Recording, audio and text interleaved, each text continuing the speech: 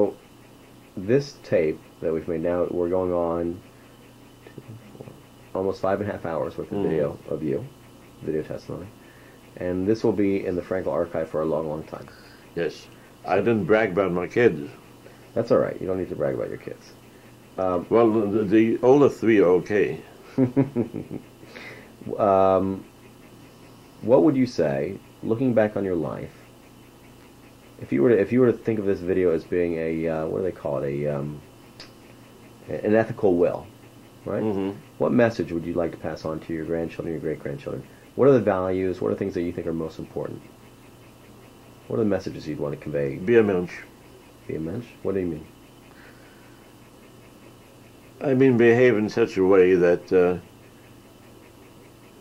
that you're decent to your fellow human beings, that you follow your own dictates, that you have nothing that you look back on and be ashamed of.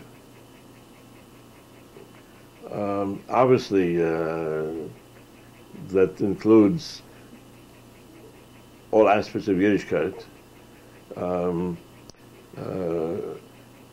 But be honest, be yourself. Don't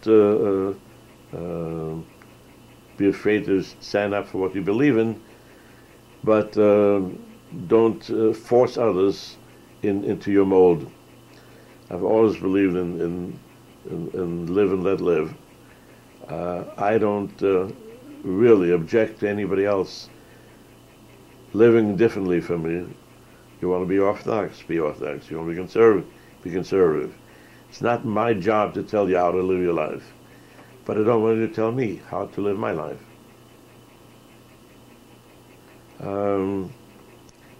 Be honest.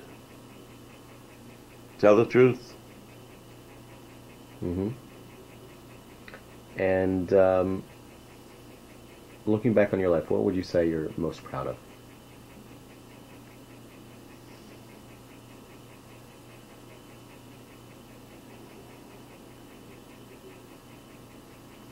I think the totality of it. I'm proud of my kids. I'm proud of my wife. I'm proud of, I think, having done the best I could with what I had to work with, in professionally and socially. I'm not proud of myself because I don't make friends, and I'm sure there were opportunities that I could have seized to become more than just acquainted, some board members, whatever have you. But I've never really reached out. It's not in me. So we're isolated. We really don't have anyone in town, except now that Sylvia, or whatever, your mother's with her. But I have nothing to do with them. Right. So that's by your own doing, you're saying? Yeah. Yeah.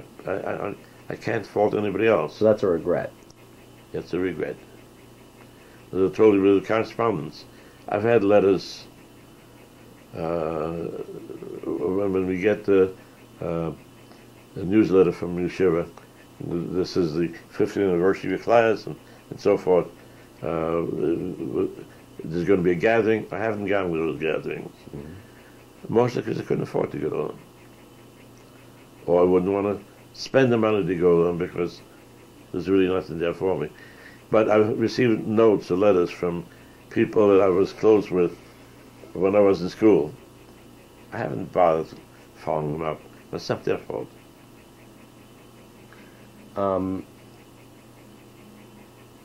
You are approaching your 80th birthday. Mm-hmm. And who would have thunk it? Of late, regretfully, you've had some health issues. Mm-hmm. that have recently slowed you down. Mm-hmm. So you're 40 years away from hitting your 120. Mm-hmm. I don't play hardball anymore. You don't play hardball anymore. How would you? What would be meaning? What would to you? What's a meaningful way to spend this stage in your life? What do you look forward to? I really don't think much about it. No? I think to the large extent I vegetate, which is not what you like to know and what I'd like to say, but I really don't have any ambitions. Is that a function of your physical health, or just because you... No. It's been since I retired. I assume if I'd wanted to, I could be active in the community. That doesn't I hold have interest? no interest in that. that. Has no interest to you? You're perfectly content to be home? Yeah. How's Mom with you being home? Mama's fine. It didn't start out that way. What do you mean? After you retired, I thought she didn't want you around the house. She's gotten used to you. No. I mean, since you've been retired now, how many years? 10 years. Wow, it seems longer.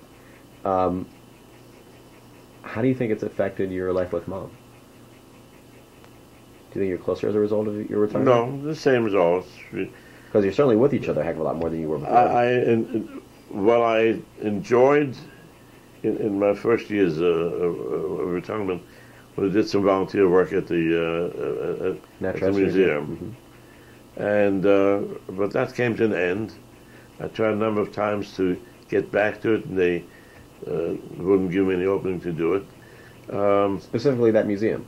Yeah. I haven't really attempted to get involved in anything else. I assume if I'd wanted to, I could become active in a Jewish home, let's say. That's depressing work, though, I think. Yeah. Or maybe in one of the schools, but I've done my work in the schools. Yeah, I mean, you shouldn't, yeah, I hear you. And right now... I thought maybe getting involved with maybe a Jewish vocational service or something. But I went over there once to offer my services, and the guy wasn't there, and they never went back. Mm-hmm.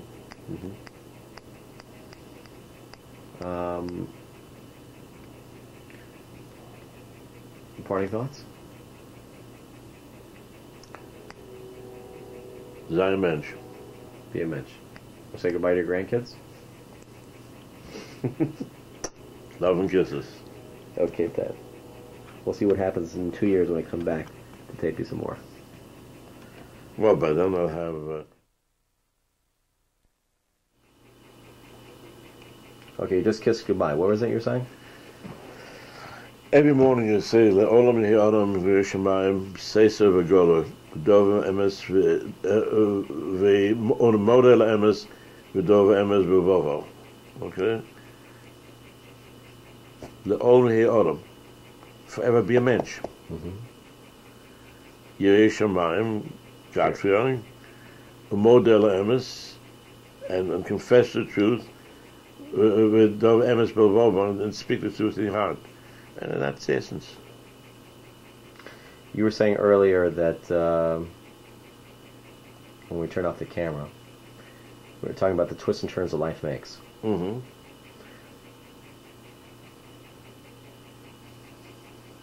What do you think about the hand that you've been dealt? And what role you've played in playing your hand?